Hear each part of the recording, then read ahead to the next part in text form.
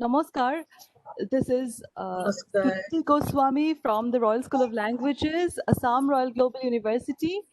And I take this opportunity of extending a heartfelt welcome to all our esteemed attendees to this webinar organized by RSL.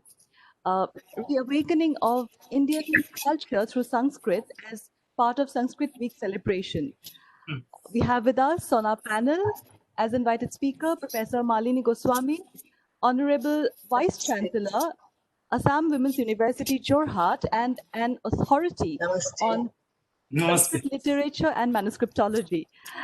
And we also have the Honorable Vice-Chancellor of Assam Royal Global University, Professor Dr. S.P. Singh. Welcome, sir. Welcome, ma'am. And the Assam Royal Global University is a leading university of Northeast India committed to providing world-class education to its students.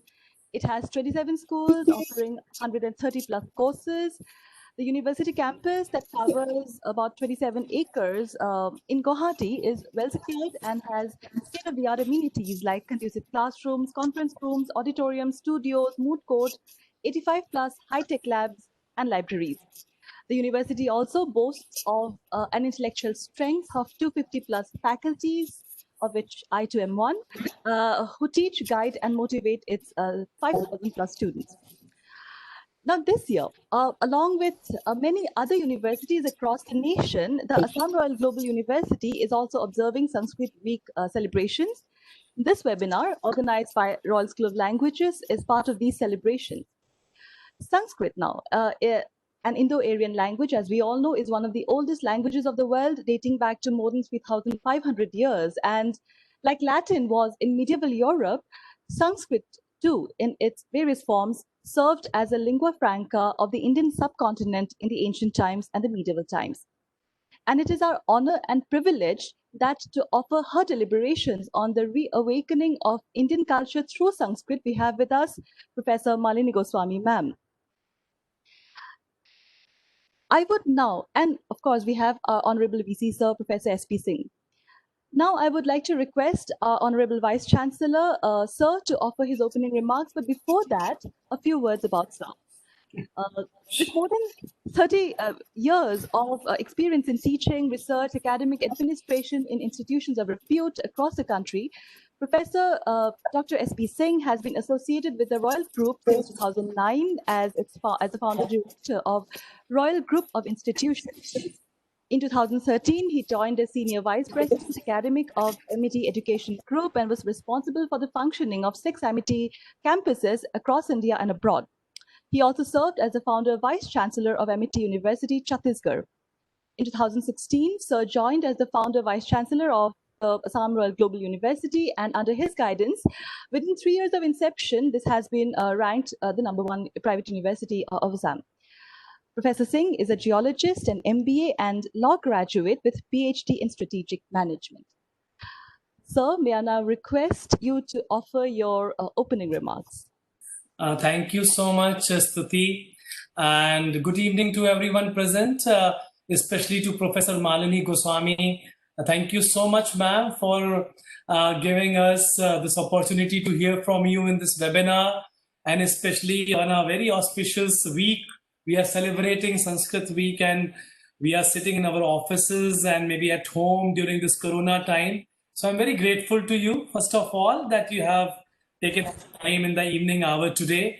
Professor P.J. Mahanta, sir, I think our Dean for Humanities, thank you so much for sparing our time. All my esteemed faculty members who are present today in this webinar, and all my students and other people have joined from Women's University of Assam, or maybe from Royal Global University or other university of the country.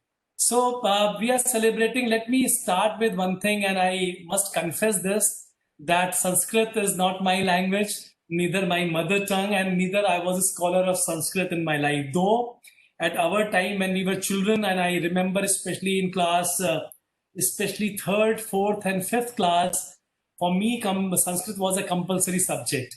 And I still recall my teacher who used to teach me Sanskrit, Madam Suman, and she was very strict. I don't know, probably because of her either I not continued my Sanskrit love and affection for the language, or maybe because I was not inclined. I don't know the exact reason, but somehow we could not follow Sanskrit later on, or maybe the policies of government and other things.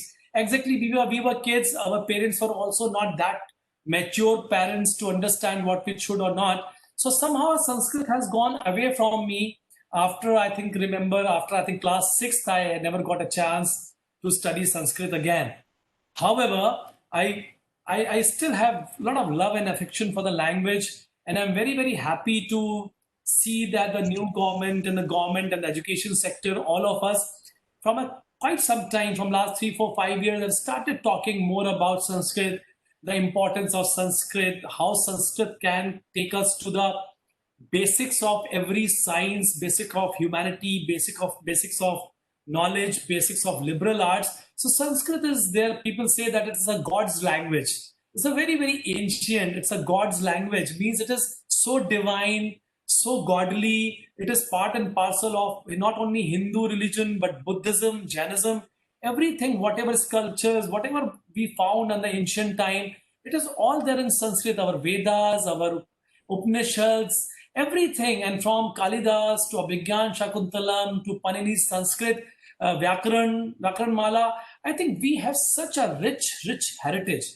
However, we somehow either forgot about it, or maybe the relevance of the Sanskrit was not being identified, or right now we are going to reveal the relevance of the Sanskrit when we are talking about the originality of thought, when we are talking about innovation in our thoughts, and especially when we talk about that India as such is a country where we are producing more people who are employable than more people who are innovation oriented. So maybe, because many times this thing also came to my knowledge, and I have read many articles and many scholars have talked about it, that many things which are in a hidden form found in a Sanskrit or Pali language and literature, they have actually been stolen away or taken away by Britishers and others people once upon a time.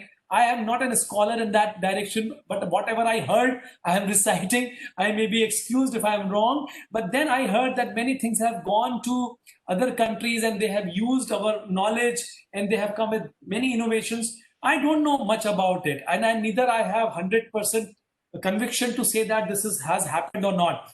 But I personally feel that Sanskrit as a language is very rich language. I think with 48 letters and all those, Vyakaran and Vyakaran Mala, and such a old and ancient, and all the languages of South India originated from Sanskrit, and many languages in the country and the world, and many countries, Australia, Canada, Germany, I think many Scandinavian countries, Sanskrit has been taught in their school. People think that if the students will know Sanskrit, their way of thinking of life and language, innovation, and other things will improve.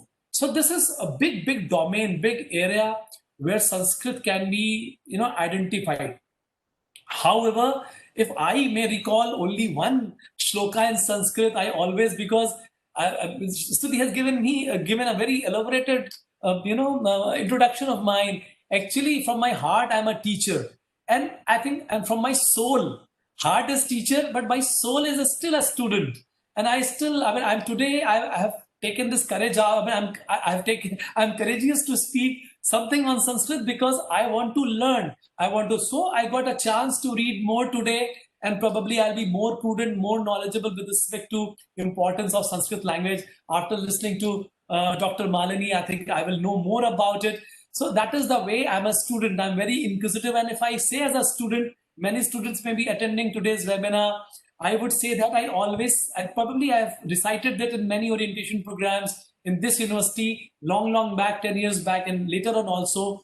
That is Kak Cheshta, Bako Dhyanam, Swan Nidra, Tatav Chah, Alpahari, Grah Tyagi, Vidyarthinah Panch Lakshana. और मैं बताऊं, इन 5 में से आज के विद्यार्थियों में अगर 3 भी हैं तो वो सक्सेस है.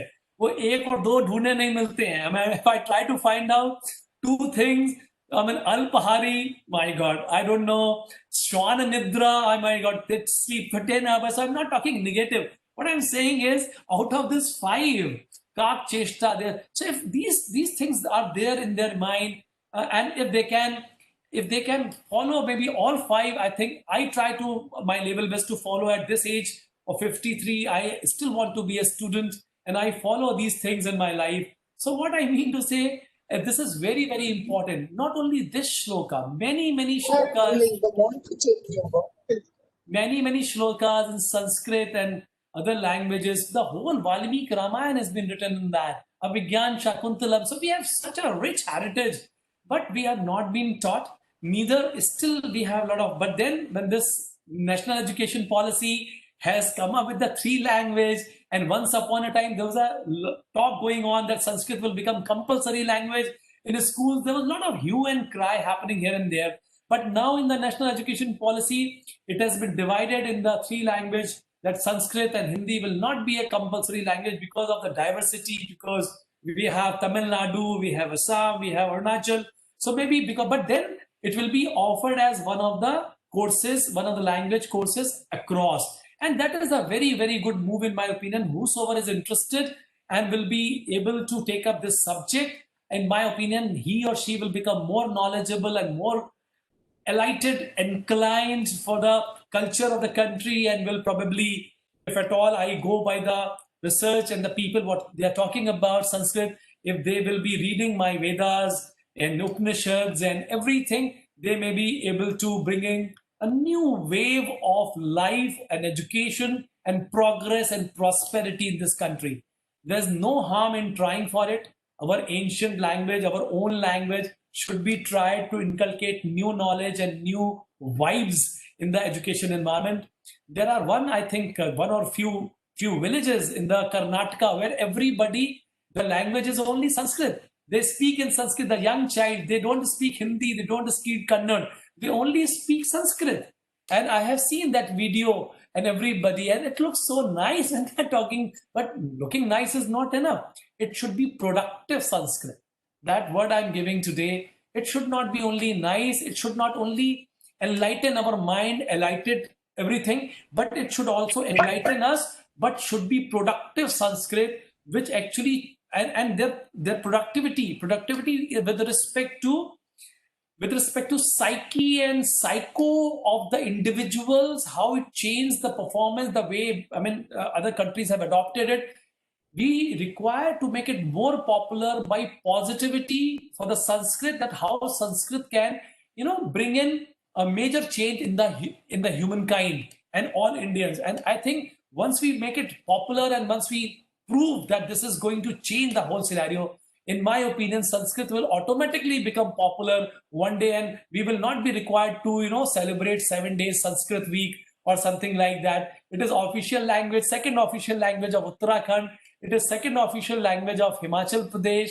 And I think it should become second official language of many other states in due course of time. And that is only possible once we will understood the importance with the proven record track, or the ancient, the current record, current research, current inputs, that how Sanskrit can change us. And if this can happen, in my opinion, Madam Goswami, I think we will be able to make this most popular. This is my initial remark. I think I've been allotted 7-8 minutes for the initial remark, but this is simple, a layman's remark.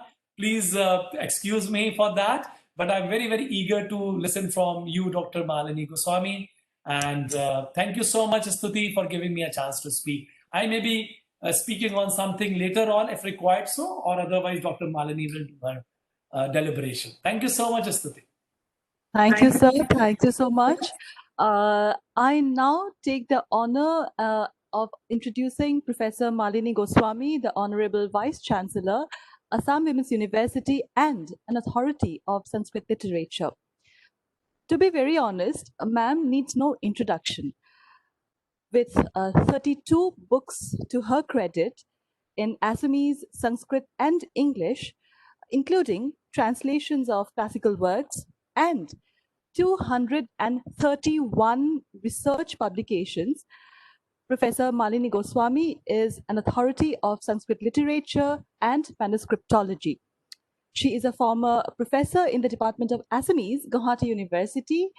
Ma'am has won 8 national and state awards, including the Sahitya Academy Translation Award in 2008, the Jain Literary Award from the Akhil Bharatiya Jain Panchayat, Indore, 2010, the Tirthanath Horma Nirmala Devi Memorial Award from Tirthanath Horma Nirmala Devi Memorial Trust, 2017, the Pride of India Award from Vedic Astrological Society of India in 2019, and Vishwakavi Rabindranath Tagore Memorial Award from Indian Institute of Oriental Heritage, Kolkata in 2020, to name a few. Ma'am has gone on international academic visits to various countries, including the United States of America, Indonesia, and Thailand. And she has delivered over 38 academic lectures in various parts of India and abroad. Once again, thank you, ma'am. Thank you so much for being here with us. And may I now request you to offer your deliberations. Thank you. Namaste, one and all. Am I audible? Yes, ma'am. Okay. Yes, ma'am. You're perfect. Okay. Thank you, Stuti. Thank you, Professor S.P. Singh, Honorable Vice-Chancellor, Royal Global University, for your excellent inaugural speech. And also in such a humble way, you told that you know nothing about Sanskrit, and you told a lot, and you have spoken a lot and touched very vital points regarding the Sanskrit language and the Indian Sanskrit language as it is related to the Sanskrit Indian civilization.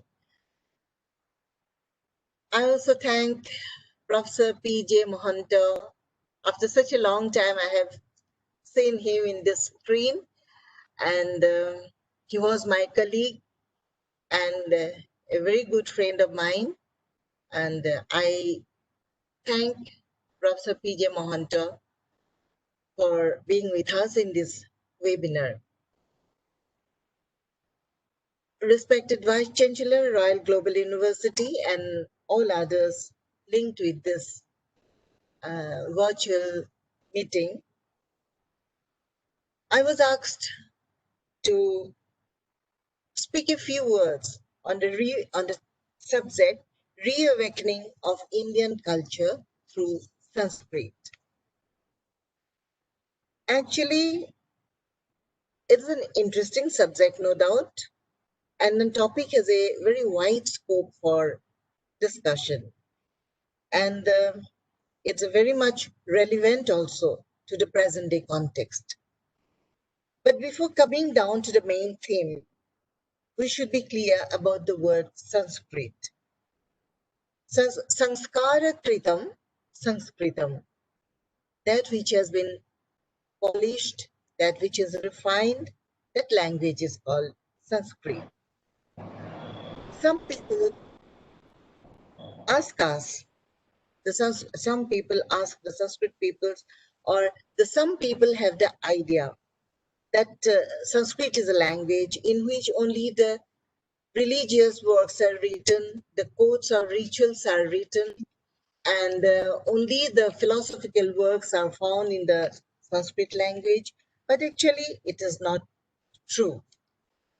For the students who are joining in this webinar, for those students only, I'd like to say that English is a language in which we have the works on medicine, on engineering, on mathematics, on physics, chemistry, geology, biology, and whatnot. And even there are PPP, prose, poetry, and play written in English language. And besides, it has the Bible and New Testaments, the works like the Bible and the New Testaments are also written. It's also found. In the same way, Sanskrit is also a language in which a huge bulk of creative literature, that is prose, poetry, play, and all other creative literatures were composed and the works on medicine, that is Ayurveda, were written, compiled. Vastu Shastra, the civil engineering and architecture, were also written. Kosha Shastra, that is lexicography, works on grammar, philosophy, veterinary science, metrics, arithmetic, and astronomy, and all other important branches of knowledge were cultured, were studied, were books were written on these subjects also. And even it is really amusing to know that the works on very voluminous works on cookery, embroidery, weaving, and even dyeing clothes and threads are also written, are found in the Sanskrit language. And more interestingly, even the books on burglary, theft, and robbery were also written in Sanskrit language. And to name one such book for the information of the students, Dharmachaurya Rasayana is the best seller. It was published from Adya Library, Chennai.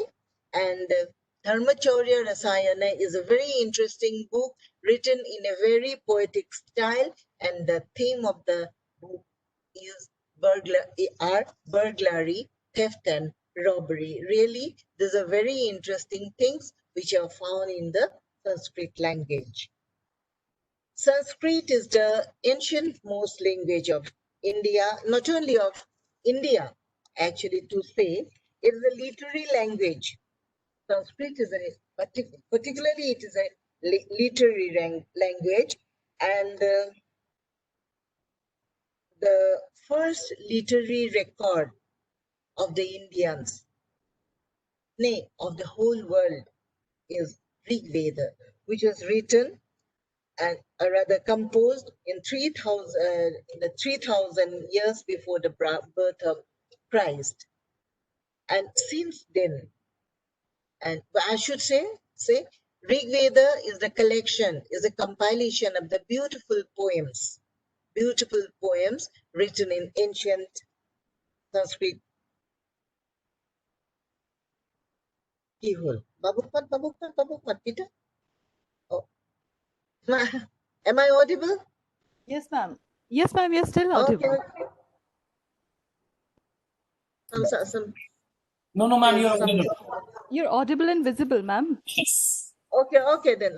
But you become invisible for me. Okay. Now, since then, since the time of the Rigveda, thousands of works were compiled.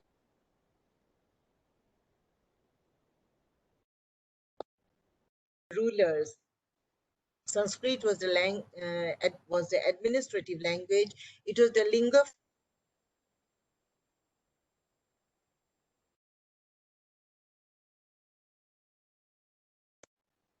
creed and race. Sanskrit was accepted as the lingua franca in ancient India. Till the 12th century, rulers changed, administrative systems changed, lifestyle changed, philosophies changed, and with all the changing phenomena, Sanskrit also changed its nature. Definitely to be the language of the people, language of the common people, language of the, not only of the common people, but of the other elite class also, it has to change its nature. It is true that Sanskrit is no longer a language of science and technology, but it is a literary language till now. It is used as literary language in India and also in abroad, and keeping conformity with the changing style and mood and philosophy and thought and all other things. Sanskrit writers have been trying their hands in different genres of literature, and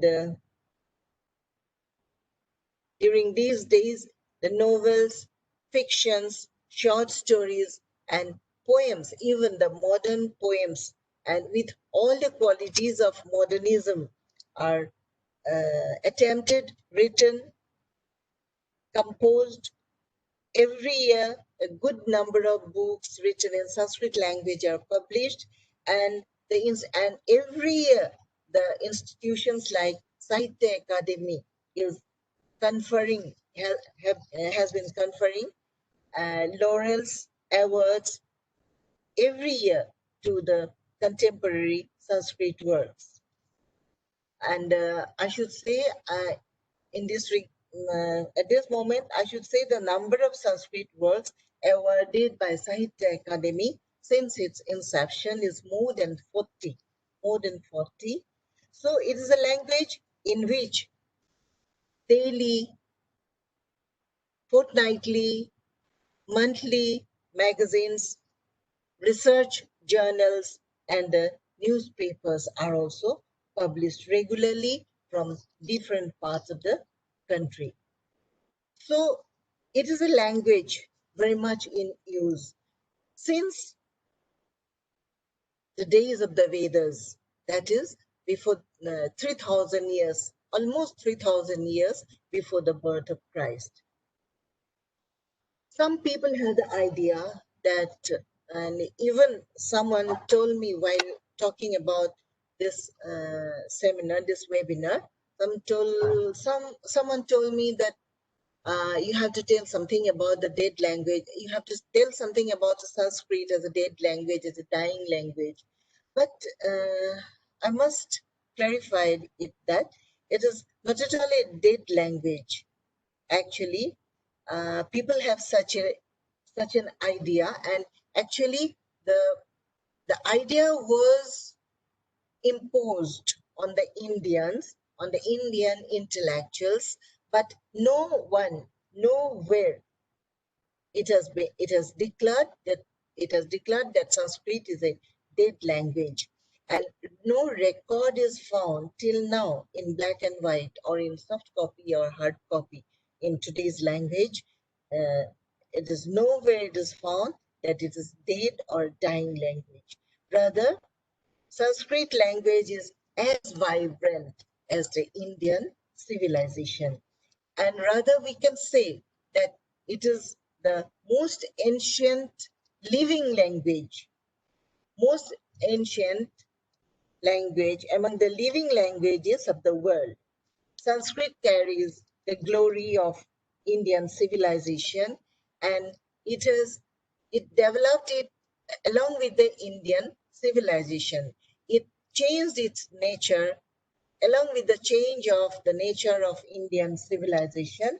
And we all know it well that Indian civilization is one of the ancient most civilizations of the world.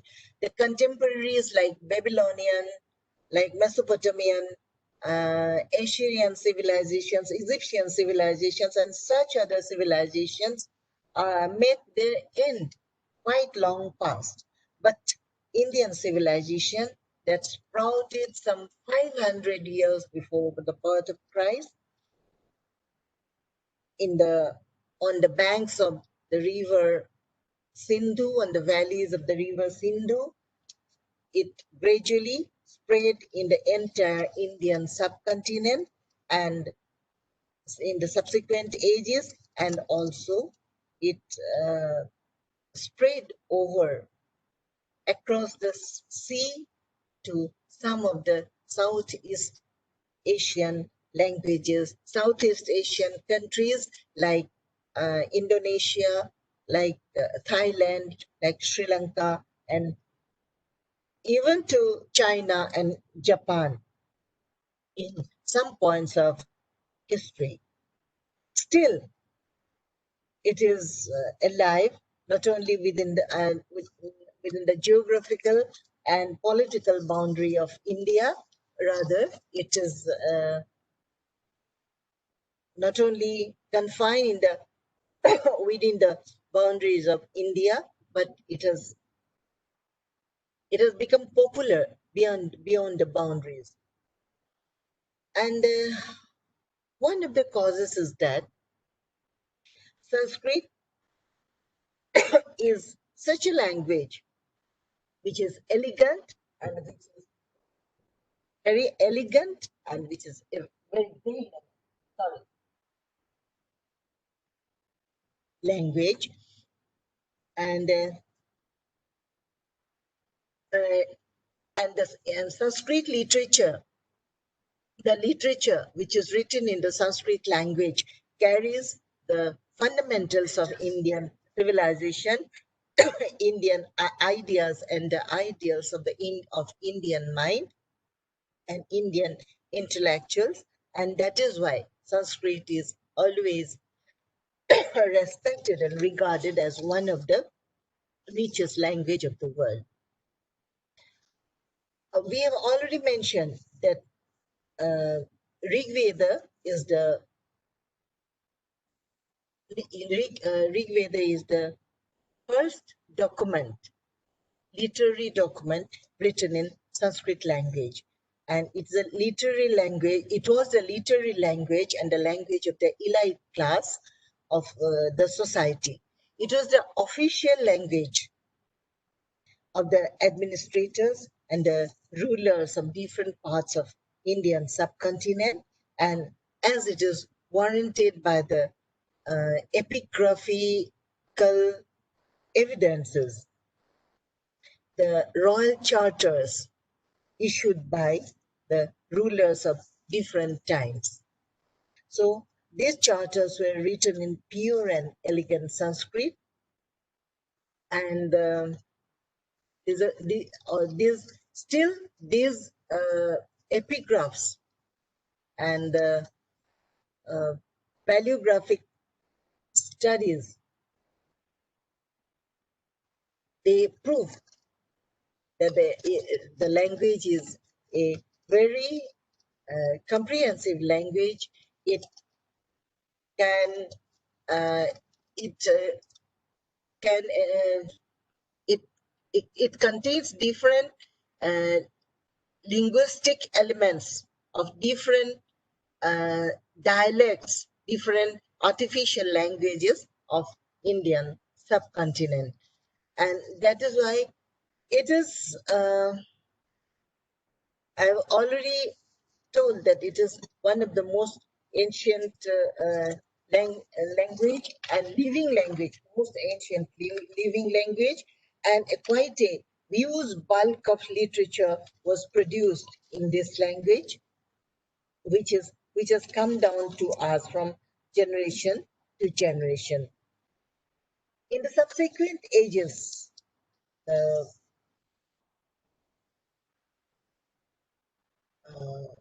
the Indian writers, they they used the Sanskrit language to write works on astronomy, astrology, not astrology right, exactly, astronomy, mathematics, and the different uh, practical sciences, and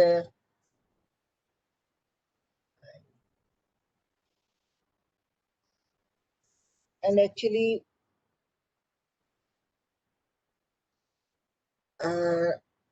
not only not only the creative literature, a huge bulk of technical literature, rather works on science and technology were also written and preserved in this language. The field in which Sanskrit was widely used was medicine. Quite a huge number of works on medical science, on medicine, art of healing and medical science were written, on surgery were written in this language. We have heard the name of Charaka and Susruta. Quite a good number of books like Charaka Sanghita, Susruta Sanghita, Uttara Sanghita, Angirasa Sanghita, all these were written. There's voluminous books and all were written in very elegant and grave Sanskrit language. In all these works, the glorious history of healing art, of medical science is preserved. Not only these are very voluminous books, I have already told, almost each of the book contains more than 100 chapters. One of such book I must mention is Susruta Samhita, which contains 186 chapters. And whenever a discussion on the Susruta Samhita arises, when the discussion comes in some seminars, in some discussions, one very vital question is asked to the Sanskritists, particularly that is it true that Susruta was a great surgeon and he attempted the plastic surgery for the first time, or the cosmetic surgery for the first time in the history of medical science? Is it true? But the credit goes to India and the other people, the people of the experts of the other country, they do not want to accept this, and therefore repeatedly they ask this question. But this, in the Susruta Samhita, Susruta has narrated 69 such 69 experiences he faced during the surgical works he performed in different cases. And 17 of such cases relate the way, the method of plastic surgery or the cosmetic surgery, and the Susruta Samhita very clearly narrates how the science or how the art of doing this plastic surgery developed in India, and who were the surgeons involved in this art of healing. And after knowing about all these things, after the discovery of Susruta Samhita, and after the Susruta Samhita was translated to English, the Europeans came to know about the advancement of the surgical operations performed by the Indian surgeons, Indian physicians in ancient times. And regarding these achievements, even the German scholars, the German surgeons also, they also admit that the ancient India was highly they involved in all these types of critical surgery works, and particularly the plastic surgery was very skillfully, successfully done in ancient India. I'd like to one very renowned surgeon, a German surgeon, and he admitted in one of his articles in a research journal of medical research journal, the Medical Advance, he clearly stated that the whole plastic surgery in Europe took a new flight when these cunning devices of the Indian workmen became known to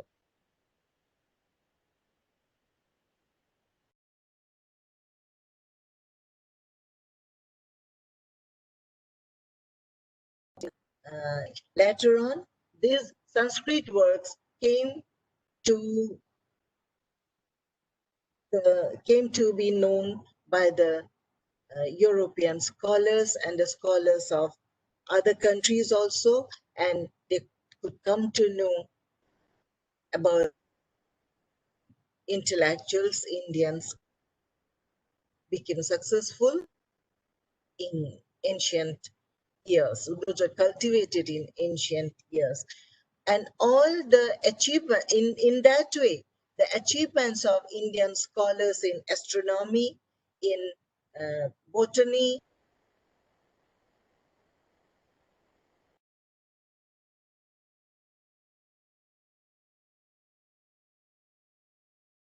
jewelers, and in all other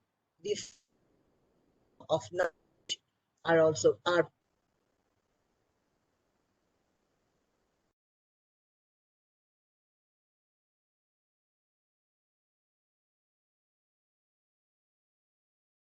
these are recorded and very well preserved in Sanskrit language only. Thus, while recounting the history of arithmetic also, we must take the names of Brahmagupta, Aryabhatta, Varahamihira, and the other scholars, other mathematicians with much reverence. The mathematician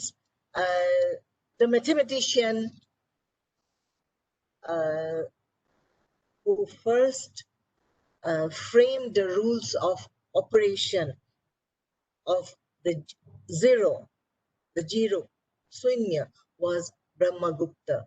And Brahmagupta's disciple was Bhaskaracharya. He wrote quite a number of works, treatises on mathematics, and including algebra and Cholai and algebra and many other aspects of mathematics, which are now which later developed in the other countries. The Sanskrit has recorded the glorious past of the Indians are recorded in Sanskrit language, and the intellectual legacy of the Indians can be traced back only in Sanskrit language. Actually, what happened? 900 years of foreign rule, 700 years under the Mughals, and again 200 years under the British rule. Many things happen, many foreign languages like Farsi, like Arabic, like English, they became dominant in the intellectual level, and Sanskrit became much neglected, though not avoided in Indian day-to-day practice. So, and because the Indian thoughts, Indian ideologies, Indian ideas, Indian thought and culture, it is true that all these are preserved in Sanskrit language, particularly in the works like the Ramayana and the Mahabharata and the Puranas. Particularly, Purana is a set of words that no other country has written, no other country has ever produced or preserved. Purana is such a kind of voluminous works. Puranas, actually, there are hundreds of Puranas written in different corners of the subcontinent, and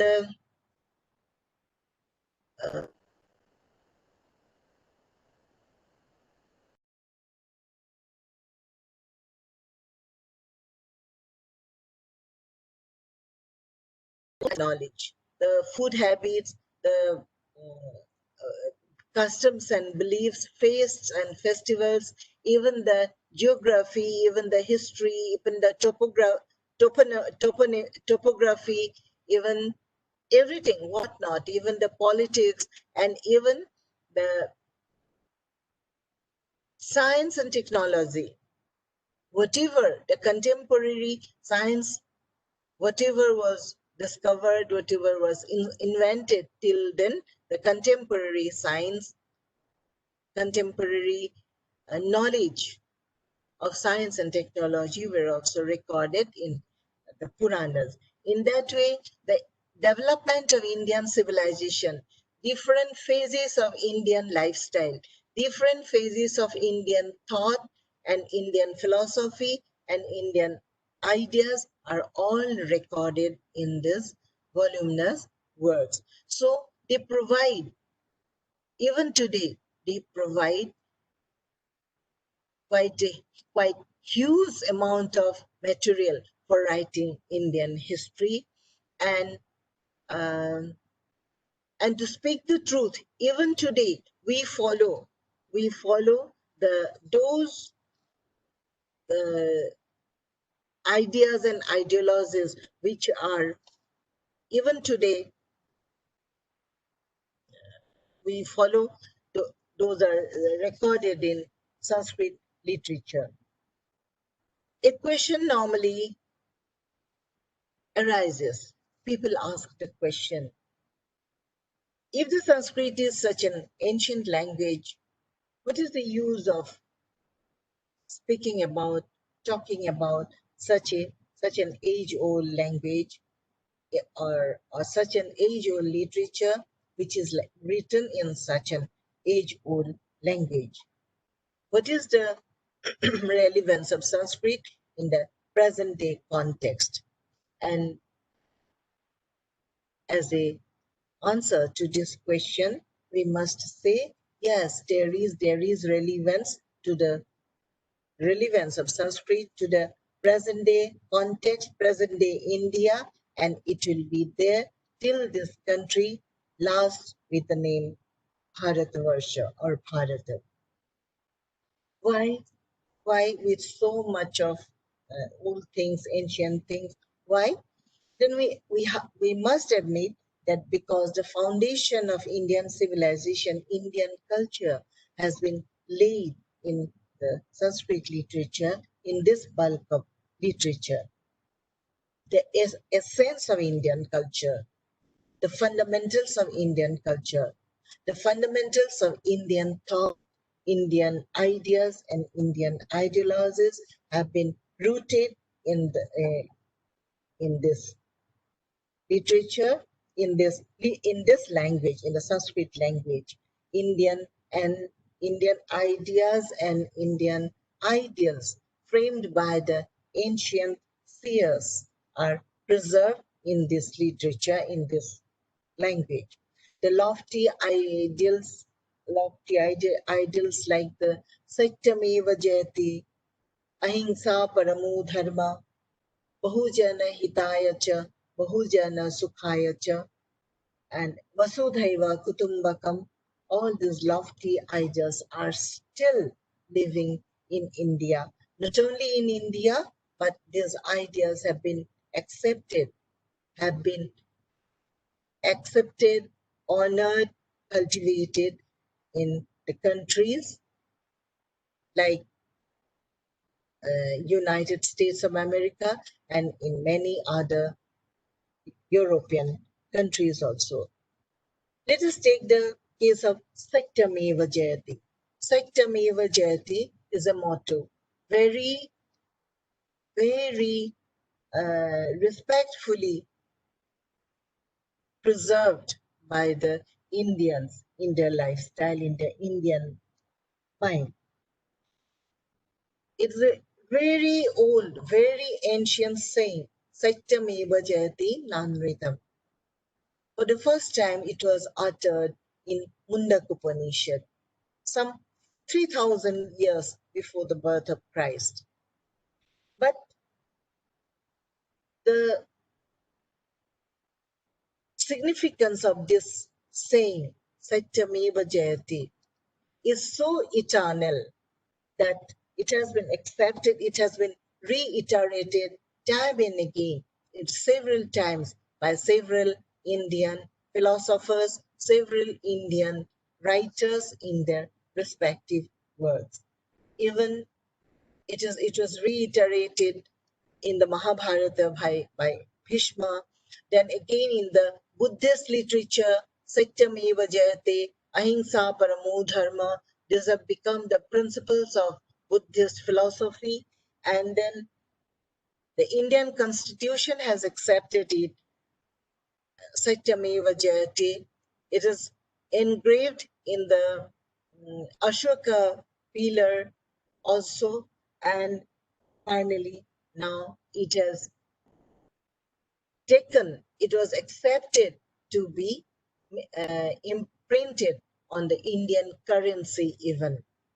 Thus, these lofty ideals, lofty ideas, lofty philosophies were first propounded by the Indian seers in Sanskrit language. It was recorded in Sanskrit language and it has come down to us from generation to generation, and which have which has kept the Indians in under one knot. We can see the unity in diversity. We know that India is a country with many languages, many races, many feasts and festivals, many culture. The variety of culture, variety of languages are there in different corners, lying in different corners, practiced in different corners of India. But Sanskrit is the only language which is adored, which is accepted by each and every Indian in each and every corner of the country. The same prayer is heard in Kanyakumari, even Kashmir, even Puri, even Tirupati in Andhra Pradesh, even in Kerala, even in Rameshwaram, even in Pragjyotishpura, even in Assam, and right from Assam to Saurashtra, that is Gujarat. The same prayers, same hymns, same mantras, same peace mantras. Peace. I mean, mantra doesn't mean here any ritual utterance, any holy utterance. Mantra is manana trayati iti mantra, which comes from manana, chintana, which has come from repeated concentration, repeated nididhyasana, that is mantra. And the same prayer, same mantra, same ideas are so hard resounded in different parts of Indian subcontinent. Thus, Sanskrit is the only way to bound to keep this country in under one, not under one binding, and thus it can give, it can bring unity in diversity. It can be used as the tool. Sanskrit can be used as a tool to make unity, to establish unity among the diverse race and caste and creed and languages of Indian subcontinent. So in relevance of Sanskrit is still there to reorganize, to rearrange. The Itihasa Sankalana Samiti is doing this work. They are reorganizing, rearranging the Indian history, which was distorted, the ancient Indian history, which was distorted by the foreign invaders.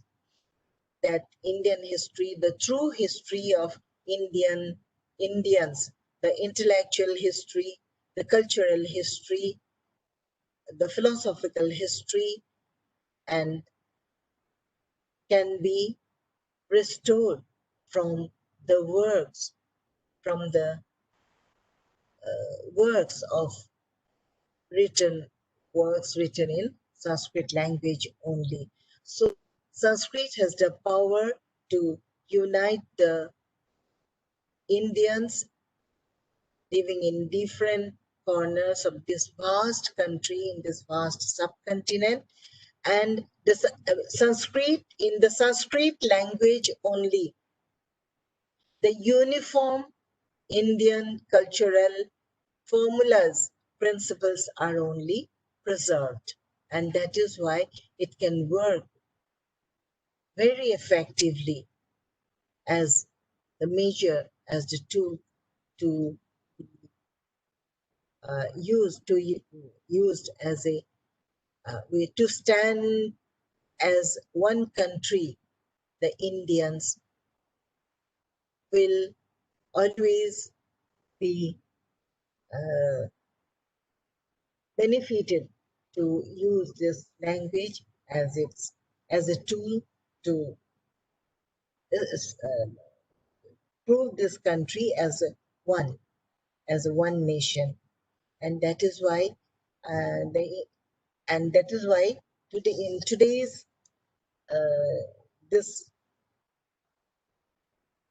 discussion, I think will it is just a few points I have touched. And actually I was also told about this only yesterday. Only I was informed about this webinar, and this much I have spoken about the Sanskrit language as a tool for reawakening Indian culture. Though there's this wide scope for discussion, and many great books have been written, even by Dr. Radhakrishnan. He has also written on Sanskrit as a tool to be used as a tool for establishing unity among the Indian races. He wrote a very fine book. It's a very renowned book. And now today's discussion is a very preliminary, very only I could touch a few points. And actually I have accepted this invitation also to honor the royal members of the Royal Global University, and also in honor of Professor Dr. S.P. Singh, the Vice-Chancellor of this prestigious institution. Also, at the request of Stuti, Aneksha, I think, what was Pahi, and also at the direction of Professor P.J. Mohanta. I'm grateful to you all. I thank you all. I thank all the participants of this meeting, and I wish this program, such programs will again be organized. They will convene such meetings. The Royal Global University will also encourage the growth of Sanskrit in their campus. I hope so. And with these words, I thank you all once again. Thank you.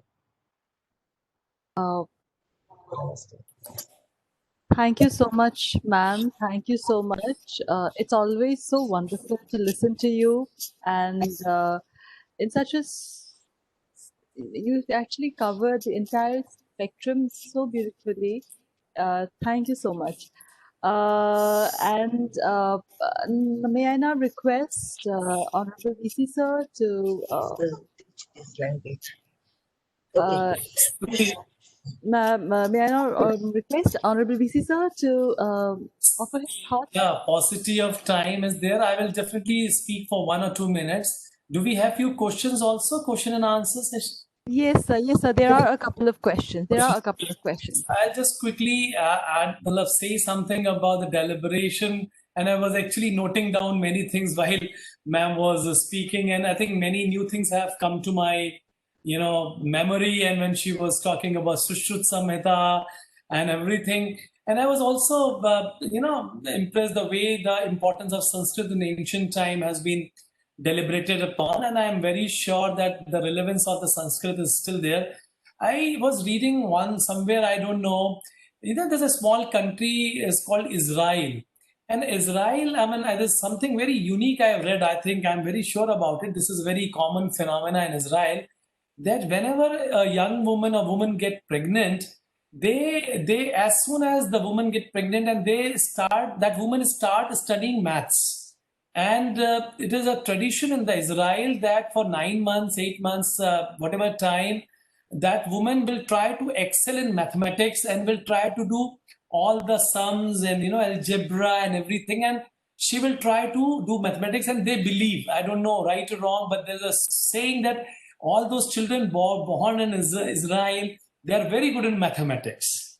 So the same way, I don't know. This is not wrong. I mean, this is scientifically been proved by, because they are very, very precision-oriented people. Israel is ruling the whole small city, a small country is having sort of power in that area is very strong, and Israelis and Jewish people are very, very known for their business acumen, and they rule the world with respect to business. So they are very, very. So this is the same way, I think, in the ancient time and every same thing. I mean, I was reading somewhere that importance of Sanskrit for mathematics and science. So this science and mathematics can be sharpened up. I'm good in mathematics, but I may be a better mathematician if I read Sanskrit during my formative years and I continued with my mathematics. Same way, I may be a better scientist than what I am today if the Sanskrit has been inculcated in me from the very beginning. That is what the philosophy and thinking of Sanskrit is going on. And unless and until, because I think, who said this? Buddhayan has said that if a person doesn't know the meaning of shlokas, we chant shlokas. All our Panditji, when they come to home, they chant shlokas and we are mesmerized by their aura. We see good vibes have come in the environment, and the puja has been conducted and the home has been purified. Our shlokas knowledge is limited to shloka for religious purposes, shlokas for hymns, shlokas for this. But what Buddhaya has said, that unless and until you have the knowledge of Sanskrit, you will never understood the real meaning of shloka. So that knowledge of Sanskrit, and if you know that shlokas without knowledge is so divine, if you know the Sanskrit knowledge of shloka and the meaning of shloka, I think that will become a major change in our philosophy and thinking. So that I just wanted to add. And I mean, I was reading, because I'm a student of law also. I'm very fond of reading law. I was reading the small case of Arunima Rai versus Union of India. In the Supreme Court judges, in the 3-bench judges, they have said, and they have rejected the plea because Arunima Rai was being offered 3 languages and she has taken Sanskrit, and she was being offered, and she somehow something has happened, she could not pass, and she went to the Honorable Supreme Court, petitioned that why this has been imposed on me. Supreme Court has said that it is in the 8th schedule and this is about 22 languages. This is nothing imposition. This can be offered as a language which is there as an optional subject. So anybody, my son was also being offered Sanskrit as an optional subject, and there's no harm in it.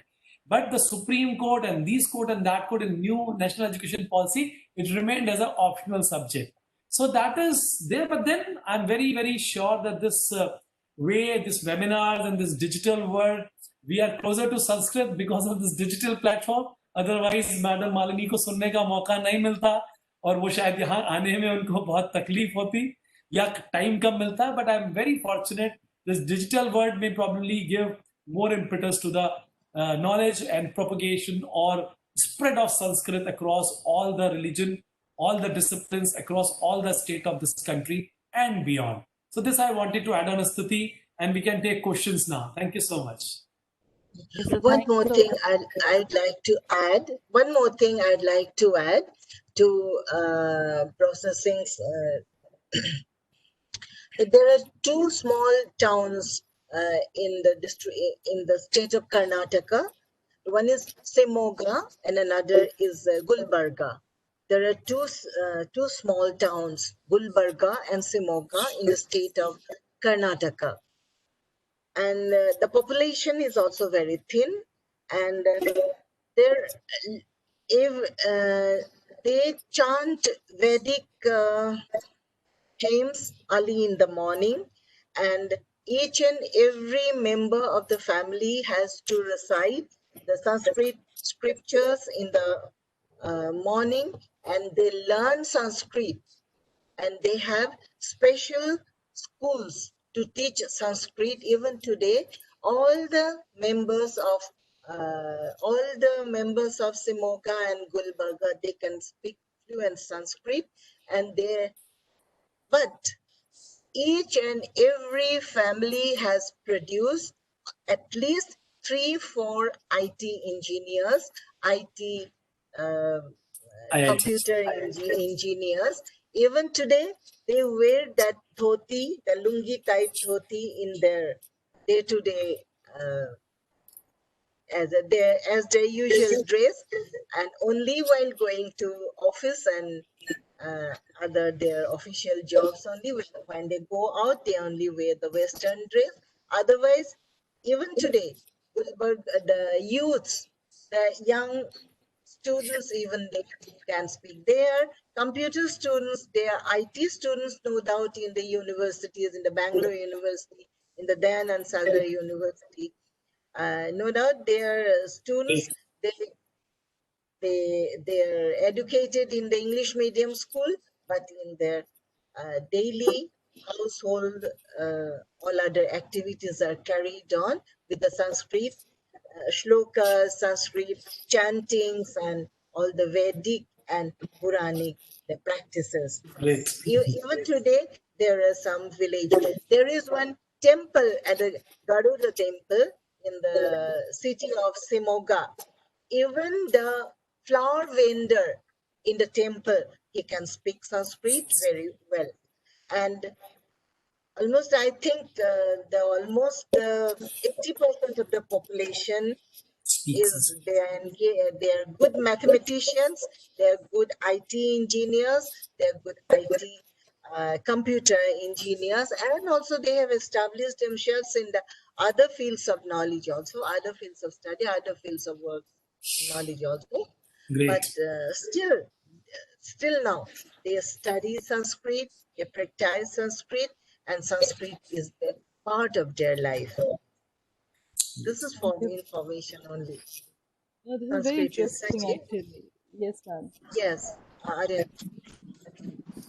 In it, as you were speaking about two places in Karnataka, and sir also spoke about Israel, small population. I think that is also the first question that I think I would like to ask.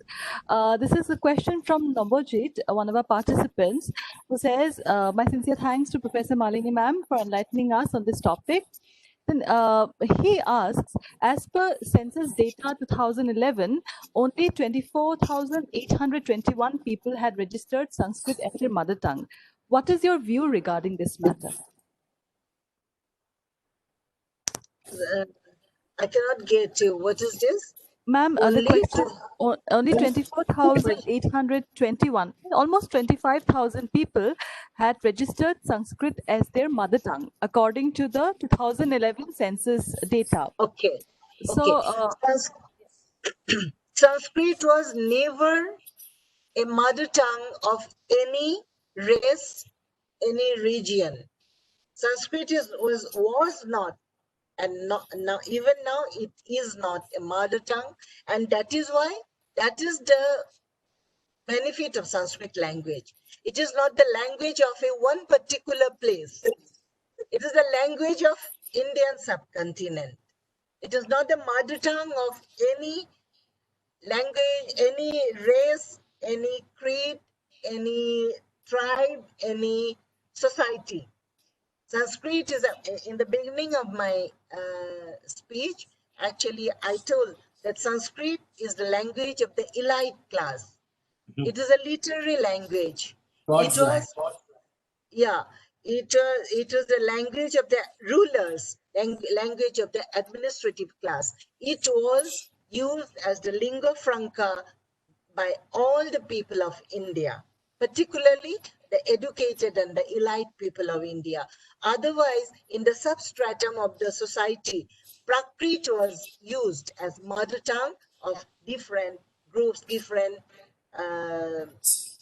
tribes, different society, different Prakrit. In the Maharashtra Prakrit was in Shakari, in the Shakari Prakrit was used in Avanti Desha, in a state called, province called Avanti. In the Avanti, Avantika. the languages Avantika. In the Magadhi was their mother tongue. But the Sanskrit was not the mother tongue of any society, any any group of people. That is it. Sanskrit was never, and even not. That Thank you is so it. much, ma'am. Yeah, that's very interesting, actually. The next question is from Nilakshi Goswami. She asks, Sanskrit literatures came to influence other literatures from antiquity. Ma'am, would you kindly elaborate on the influences of Sanskrit in world literature and language? Yes. Sure, why not? I think you heard the name of Goethe, the great philosopher, the great German philosopher Goethe.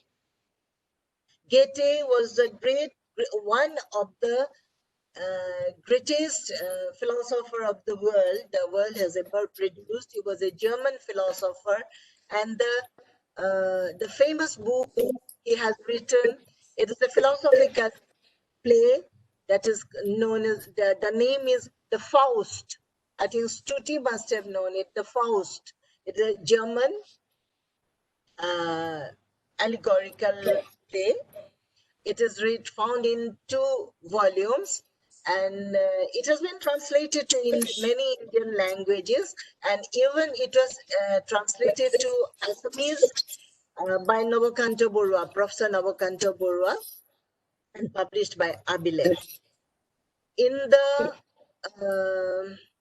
preamble of this play, is a philosophical play, a big book in 2 volumes. It comes in 2 volumes.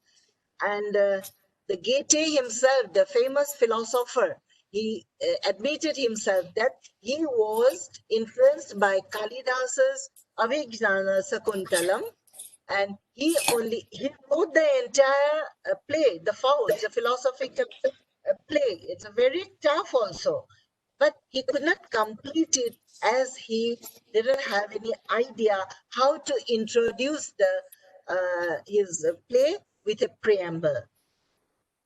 So he had to wait for years, for 3, 4, 5 years. Finally, another German scholar, Schiller, told him about Avijnana Shakuntalam of Kalidasa. And he got the translation of Avijnana Shakuntalam by William Jones. He read it in English, and then he planned his the preamble, the first part of the introductory part, the preamble of his great play, following Kalidasa's Avijnana Sakuntalam. Even Schopenhauer's philosophy is influenced by Upanishadic philosophy. Even Gita was adored by Tolstoy. We know it very much well. And Mahatma Gandhi repeatedly referred to Gita, and he connected Gita with Tolstoy and then his personal views. In that way, Gita was adored by so many Western philosophers, and many Western, European, particularly the Western European literary works were influenced. Even, I would like to say, even today, the Oxford Dictionary is getting fatter and fatter.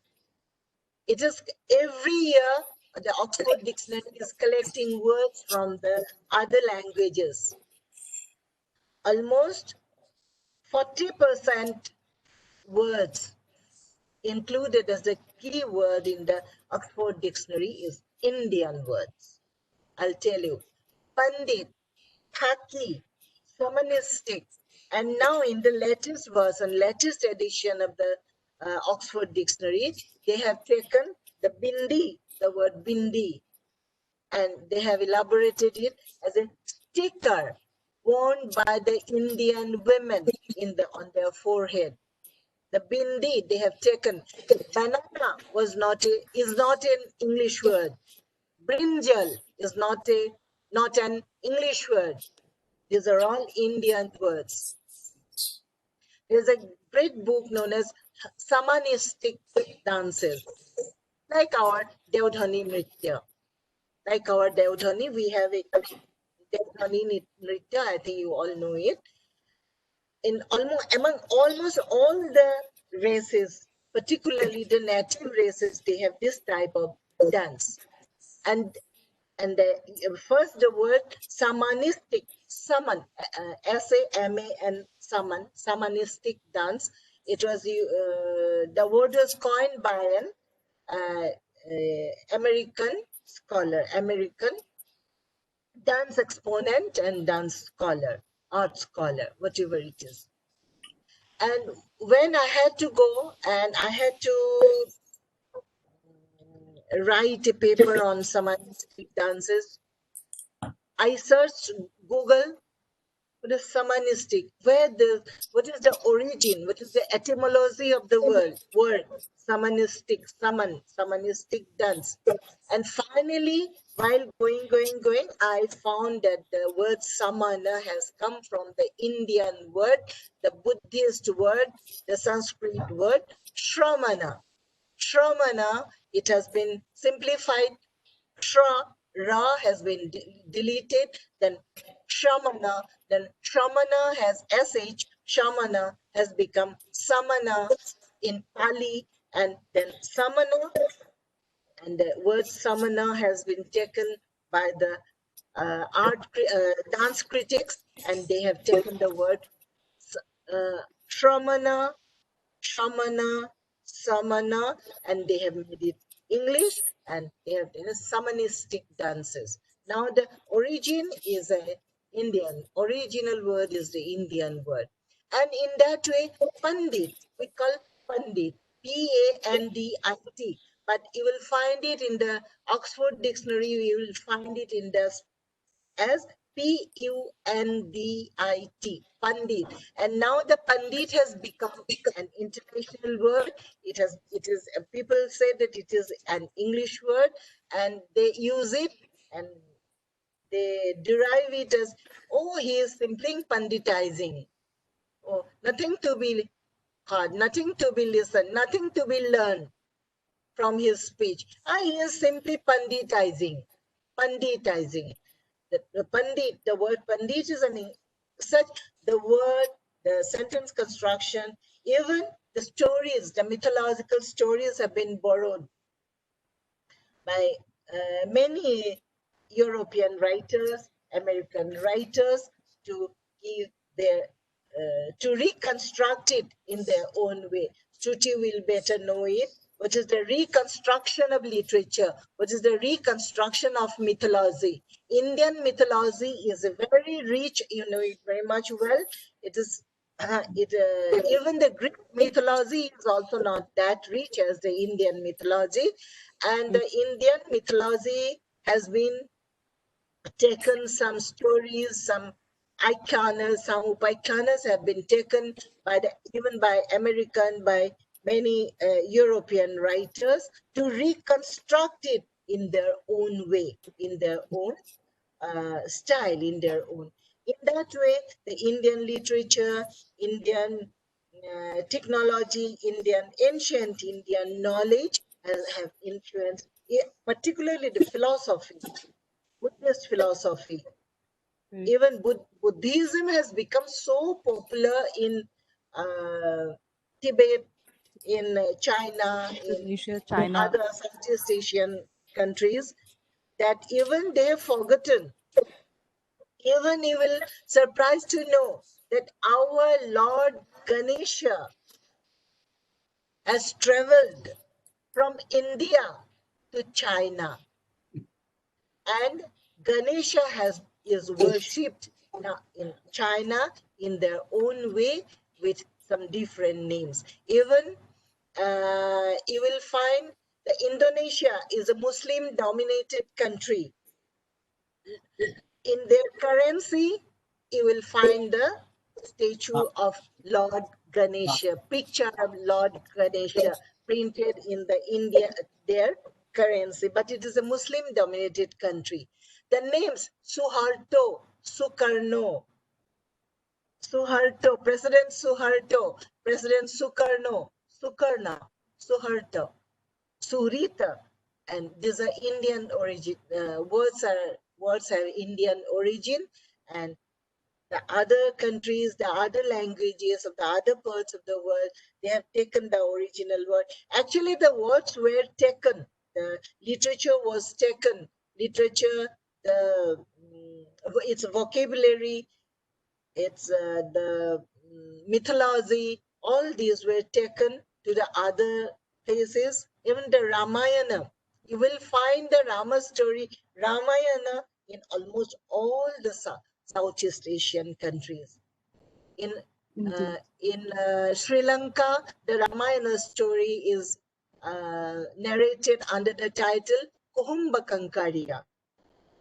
Then Ramakiyana, Ramakiyan, Ramakatha, Ramakiyan in Thailand, in Indonesia also. So Ramayana is very popular in the Southeast Asian countries. Even in Netherlands, I have seen a few prints of such Sanskrit pictures. No, the Ramayana. Oh, I mean, yeah, art. okay, art. Okay. Art done by some painters of the Ramayana in the collection of Malinee Goswami's library. Even now, So it is there. If interesting. someone wants, you can go and see some Definitely. artists from Netherlands. They've drawn quite a good number of pictures from the story of the Ramayana. Yeah. So it is indeed extremely interesting. Yes, ma'am. Thank you so much. It's like this itself is such a broad topic, and I think we can go on and on this. Ma'am, thank you so much for your wonderful deliberations. It is 7:30 already, so we shall wrap up. Yes, sir. Yes, sir. Yes, sir. Can I have just one question? I want to say hello to my old friend. Absolutely, sir. Absolutely, sir. Good evening, sir. Listening to Professor Malinee Goswami, and I just could not help say hello to her. Thank you. Hello, Professor Buraguhai. Hello. Very nice. Thank you so much. Thank you. Stuti, would you allow me just one query, one question? Sure, absolutely, sir. Yes, sir. Sure. See, you mentioned about German. The German scholars, the German literatures, being influenced by Sanskrit language and Sanskrit literature. And you see, I remember Max Muller. Max Muller, his scholarship and his work in Sanskrit had really created a school of learning in Germany on Sanskrit literature and language. But how come in Assam, we had a world-renowned Indologist and Sanskrit scholar like Krishnakanta Handik. Krishnakanta Handiki or Handikoi, yes. Now, I mean, don't you think there is enormous scope for creating a school of study and scholarly work, taking the thread from Pandit Krishnakanta Handik in Assam? Sure, Since you are the head of affairs in a university, can we think about reviving at least our scholarship in Sanskrit language and literature? Sure, definitely. Why not? Why not? Max Muller, yes, I know that you have much interested in Max Muller and Sanskrit language, and also actually it was Professor Alok Buraguhai, when he was the Vice-Chancellor of Dibrugarh University, he assigned me a very important job, writing a research work on Krishnakanta Handiki, and I did it. And during that time also, we talked many times about the Max Muller. And Max Muller, actually, it is very interesting. that Max Muller never visited India, but he was charmed. He was charmed by its culture, by its the language of the country, the culture of the country, and Max Muller devoted almost his entire life in the study of Indian culture, Indian heritage, Indian history, and Indian philosophy, and so on. And Krishnakanta Handike, as I say, I'm not a blind appreciator of Krishnakanta Handike. I studied Handike for more than 25 years since my student days, and he was as great as William Jones, as great as, if not as Max Muller, but his talent, his genius, his scholarship can very well be compared to that of William Jones, then MacDonald, at least with big note, MacDonald, the famous Sanskritist, the famous German scholar who wrote for the first time history of Indian literature. And Louise, and this is my privilege that in this webinar, the scope has come to pay our reverence to a scholar like Krishnakanta Handikoi, the pride of India. Thank you. Thank you, Malinee. Thank you so much. So much, sir. Thank you so much. Just wanted to, Stuti, just add on. Yes, sir. Yes, sir. Professor Boragwai, I think we have 18 Sanskrit universities in this country. And the oldest one, fortunately, I was associated with that university because while I was working with National Services Scheme, Government of India, the Sampurnanand Sanskrit Vishwavidyalaya, Acharya, Upacharya, Pracharya, वो सब आते थे हमारे पास training के लिए. And the first thought we used to have that normally our deliberation used to be in either Hindi or mostly in English. And they say we will not be able to understand what you're talking in English or Hindi. How you will deliberate your training in Sanskrit? I said, sir, you will teach me Sanskrit. I will teach you Hindi or English. And 10 days they used to live with us, and it was a mesmerizing from Shastri. I mean, the current Vice-Chancellor is known to me even. So that is Shukla ji. And I mean, the latest university which has come up in 2018 in Kaithal in Haryana.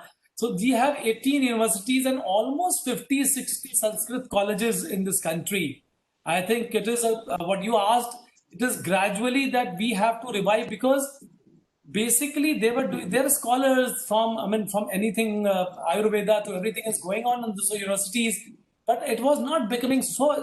This university is 1791 born. The college which has been converted into Sampurnanand Sanskrit Vidyalaya, it is older than even BHU, 1791, and now it is 229 years old institution. So, but then still, I hope and I presume that this this webinar and this intent of the current government and national education policy will bring back the lost glory of the Sanskrit language to this country. And I think we are going to be hugely benefited by this. Thank you so much, Stuti. Thank you, sir. Yes, sir. And there was actually a couple of questions related to Sanskrit and pedagogy. I kind of skipped it because of this time constraint. But I think before we go on to the vote of thanks, I think we can probably hope for some kind of collaborative efforts on research between Assam Women's University and Assam Royal Global University, because both the Honorable Vice-Chancellors are here on the same webinar. From my side, it is obviously yes. And Madam Malinee, I think you are the only woman Vice-Chancellor of any of the universities in Assam, if I'm not wrong.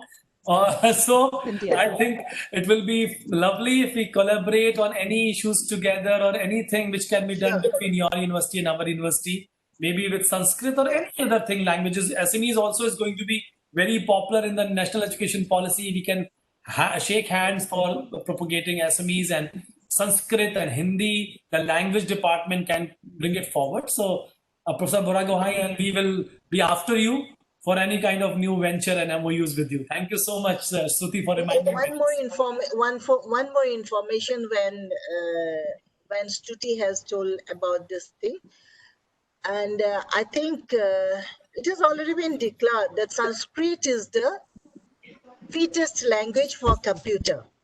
Yes. Sanskrit is the language which is the fittest language for the computer. Why? Why and how? Just let me speak in 2-3 sentences.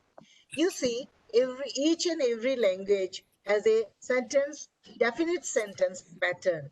In English, we put the subject, verb, object, right? Rama killed Ravana. Subject, verb, object. In Assamese, we put the verb at the end. Rame Rabanok বধ কৰিছিল। The বধ কৰিলে বা Rame Rabanok মাৰিলে, suppose. Rame the subject, Rabanok the object. Subject, object, verb. In English, subject, verb, object. You have to go through this method only. But in Sanskrit, we have the liberty. Ramena hata Ravana, Ravana Ramena hata, Ramena hata Ravana, Ravana All combinations. Ravana hata Ravana. And each and every sentence is correct grammatically. And though Sanskrit is a very tough language, but it has so many, we have liberty to use the language in different ways. And that is the thing why that is the fundamental thing why the Sanskrit has been proved. It has been proved as the fittest language for the computer use. Computer language. Yes. Thank Thank you so much. much. Interesting, actually. Information. This No, is no, for thank you, ma'am. That's so enriching, actually. Enriching is a word that I should be using for this entire webinar. And we have now come to the fag end of this webinar. And at the very outset, I thank Professor Malinee Goswami, ma'am, for sparing time out of her busy schedule to be with us this evening. And yes, like she rightly said, she agreed and to be with us on a very short notice. Thank you so much, ma'am, once again. Thank you, ma'am. And I also take this opportunity of thanking the Honorable Chancellor, Dr. A.K. Pansari, sir, Honorable Vice-Chancellor, sir, of Royal Global University, Professor S.P. Singh, sir, Honorable Chairperson Academics, Professor A.K. Buragohai, sir, respected Registrar